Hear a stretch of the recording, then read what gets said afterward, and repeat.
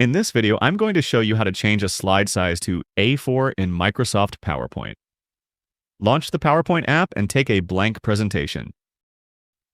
This is the usual slide size of PowerPoint. In the title bar, click on Design. In the menu bar, select Slide Size. Here you can see the slide in widescreen mode. Click on Custom Slide Size. Here you can change the width and height of the page. You can use it to make the page a square size or any other size to your liking.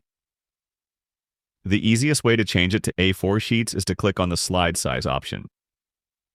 From here, select A4 size. Now, if you want, you can change the mode to Portrait as well. Click OK. In this menu, click on Maximize. Here you can see that the size of the slide has changed to an A4 page. Even if you add a new page, it stays the same size. Feel free to reach out if you encounter any issues during the process. If this video helps you out, please leave a like and subscribe.